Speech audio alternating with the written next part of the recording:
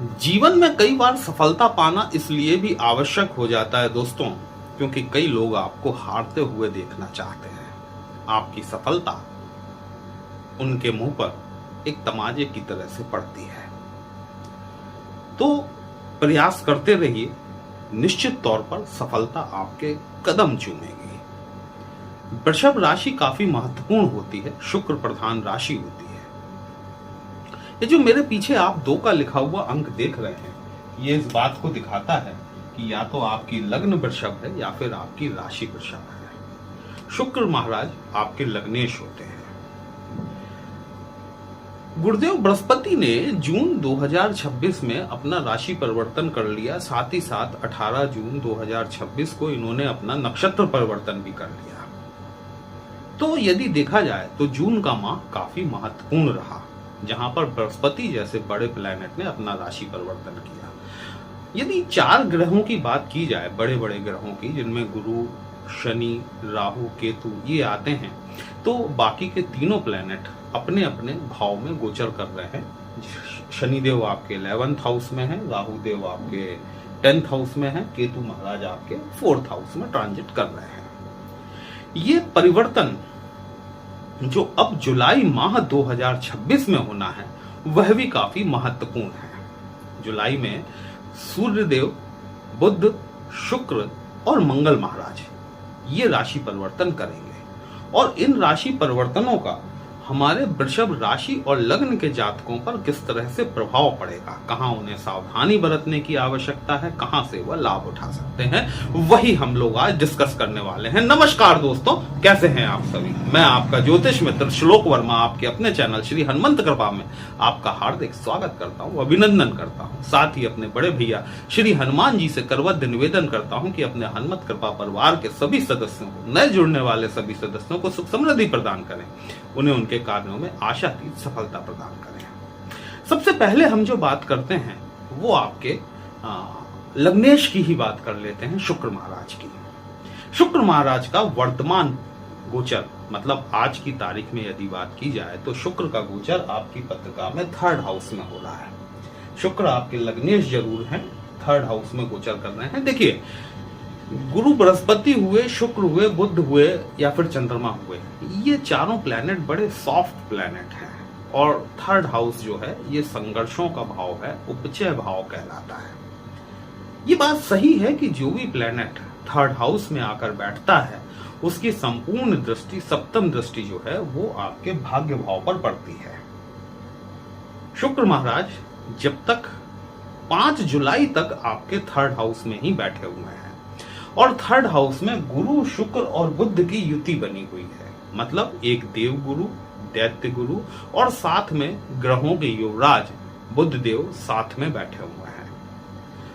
आप लोगों में से बहुत से लोग ऐसे होंगे कि जिनके चार्ट में गुरु और शुक्र की युति होगी।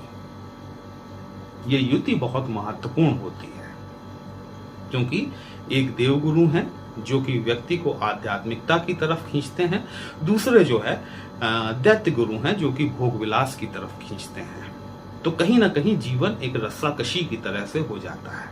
ओम गुरु शुक्राय विद्महे भोग ज्ञानाय धीमहि तन्नो युक्तः प्रचोदयात्, ये गुरु और शुक्र का संयुक्त गायत्री मंत्र है। यदि आपकी पत्रिका में गुरु और शुक्र एक साथ बैठे हुए हैं तो ये मंत्र आपके जीवन का मूल मंत्र बन जाता है।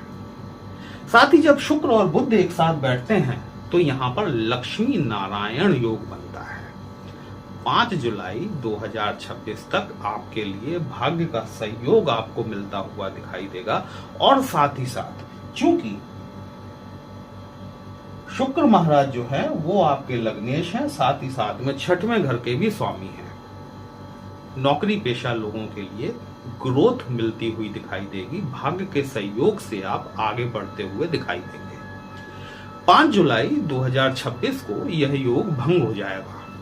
शुक्रदेव यहां से ट्रांजिट करके आपके 4थे घर में गोचर करेंगे। शुक्रदेव का गोचर जब आपके 4थे घर में होगा 5 जुलाई से, कुछ थोड़ी सी मानसिकता आपकी बदल सकती है। आपको थोड़ी होम सिकनेस फील होने, मतलब ऐसा महसूस होगा कि घर में रहूं तो शायद ज्यादा अच्छा है, बाहर गर्मी बहुत है या बाहर पानी बहुत बरस रहा है ना। तो इस टाइप की आपको होम सिकनेस फील हो सकती है। लेकिन शुक्र जब यहां बैठेंगे तो अपनी संपूर्ण दृष्टि से दशम भाव को देखेंगे, जहां पर कि राहु महाराज ऑलरेडी आपके कर्म क्षेत्र में विस्तार करने के लिए बैठे हुए हैं। आप लोग यदि कोई शो बिजनेस से जुड़े हुए हैं या फिर लग्जरी आइटम के बिजनेस से जुड़े हुए हैं या फिर जो कहना चाहिए ऑर्नामेंट्स होते हैं, आभूषण क्षेत्र जो है, या फिर ड्रेसिंग मटेरियल से आप लोग जुड़े हुए हैं, इससे संबंधित कार्य व्यवसाय करते हैं, निश्चित तौर पर आपको आपके व्यवसाय में ग्रोथ होती हुई जरूर दिखाई देगी। बहुत महत्वपूर्ण होने वाला है शुक्र का ये राशि परिवर्तन 5 जुलाई 2026 से। 7 जुलाई 2026 को बुध महाराज वक्री हो जाएंगे। वक्री होकर ये आपके सेकंड हाउस में गोचर करना शुरू करेंगे। वीडियो कहीं भी अच्छा लगता है, कमेंट बॉक्स में जय श्री राम लिखेंगे, आपको भी अच्छा लगेगा, हमें भी अच्छा लगेगा आपके लिए इस तरह से विश्लेषण लेकर आने के लिए। जब बुध महाराज सेकंड हाउस में आएंगे तो यहाँ पर सूर्य और बुध का बुधादित्य योग बनेगा, जो कि काफी महत्वपूर्ण राजयोग होता है। आप लोगों में से बहुत से ऐसे लोग होंगे जिनके चार्ट में कि सूर्य और बुध का बुधादित्य योग बना हुआ होगा। कुछ लोग ऐसे भी होंगे जिनके चार्ट में बुध अस्त स्थिति में होंगे। यदि बुध अस्त स्थिति में है, ऐसी कंडीशन में आपको जो सूर्य को जल चढ़ाते हैं उसमें यदि थोड़ा सा कपूर मिलाकर आप सूर्य को जल चढ़ाना शुरू करेंगे तो आपके चार्ट में जो बुधादित्य योग बना हुआ है और बुध अस्त होने की वजह से एक्टिवेटेड नहीं है, वो धीमे धीमे एक्टिवेशन में आ जाएगा, राजयोग एक्टिव होना शुरू हो जाएगा। बुध छोटा सा प्लैनेट है लेकिन इसकी कारगुजारियां जो है वो बड़ी गंभीर होती हैं। ये डिपेंड करता है कि आपके चार्ट में बुध की स्थिति क्या है। यदि बुध आपकी पत्रिका में शुभ स्थिति में जाकर बैठे हुए हैं तो चूंकि बुध आपके पंचम भाव के स्वामी भी हैं और बुध और शुक्र अभी आपके साथ बैठे हुए हैं, कहीं ना कहीं कोई रिलेशनशिप डेवलप करवा सकते हैं। कुछ पढ़ाई लिखाई से रिलेटेड चीजें यहां पर आपको थोड़ा सा मन आपका विचलित होगा, जबकि शुक्र और बुध यहां पर 5 तारीख तक बैठे रहेंगे। इसके पश्चात जब बुध यहां आएंगे तो ये थोड़ा सा आपको डेंटल प्रॉब्लम, क्योंकि वक्री प्लैनेट बहुत ज्यादा पावरफुल हो जाता है। वो यदि आपकी पत्रिका में शुभ स्थिति में बैठा हुआ है तो असीमित शुभ परिणाम देता है, और यदि अशुभ स्थिति में बैठा हुआ है तो फिर परिणाम भी वैसा ही देता है। तो थोड़ी सी डेंटल प्रॉब्लम या फिर थ्रोटल इन्फेक्शन आपको देखने के लिए मिल सकता है। सजेशन सिर्फ यही है कि सेल्फ मेडिकेशन से बचें, डॉक्टर से कंसल्ट करें और उसके प्रिस्क्रिप्शन पर काम करें। सूर्य महाराज जो है ये आपकी पत्रिका में मिथुन राशि में वर्तमान में गोचर कर रहे हैं और 15 जुलाई 2026 को ये आपके कर्क राशि में आएंगे और गुरु के साथ में युति बनाएंगे।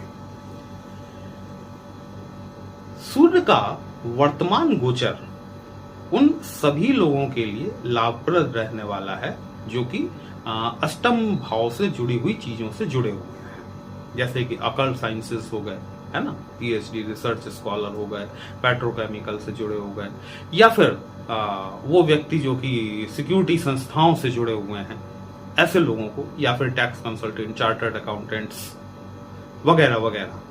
तो इन लोगों को सूर्य का वर्तमान गोचर फायदेमंद है। जब सूर्य आपके कर्क राशि में आ जाएंगे, यहां पर महत्वपूर्ण घटना यह घटेगी कि गुरु बृहस्पति अस्त पोजीशन में आ जाएंगे और 1 माह तक गुरुदेव बृहस्पति अस्त रहेंगे।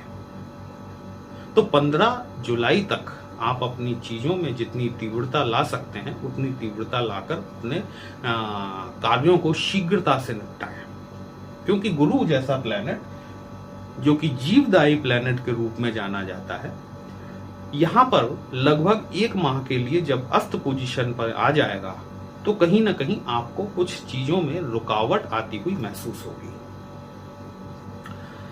अब बात सबसे महत्वपूर्ण है, मंगल महाराज का गोचर आपके फर्स्ट हाउस में हो रहा है।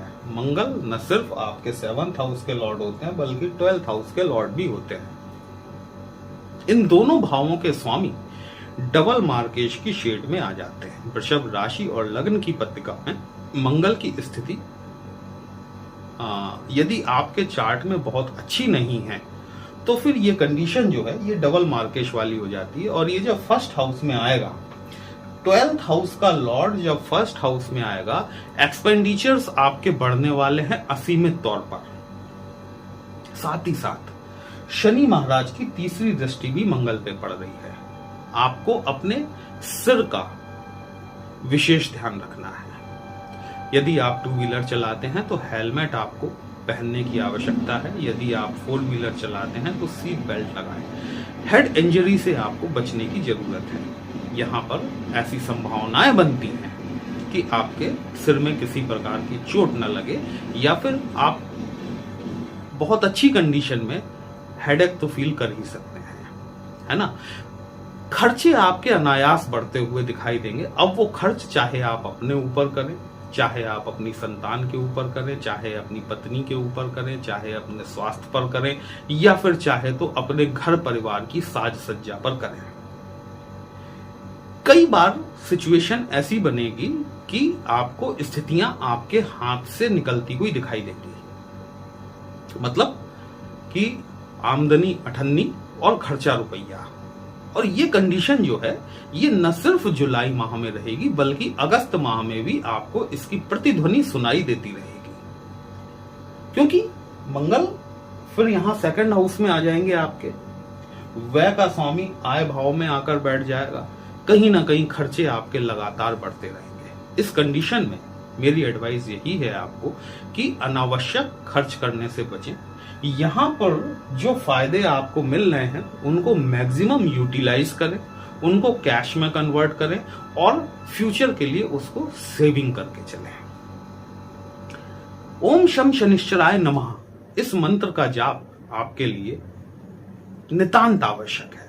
इस बात को समझिएगा, क्योंकि शनि महाराज जो है वो अब आपके नेटल चार्ट में किस स्थिति में बैठे हुए हैं वो तो मुझे नहीं पता, लेकिन शनि न सिर्फ आपके भाग्येश होते हैं बल्कि कर्मेश भी होते हैं। जितना आप शनि महाराज को प्रसन्न रखेंगे उतना आप सभी जीवन में तरक्की पाएंगे।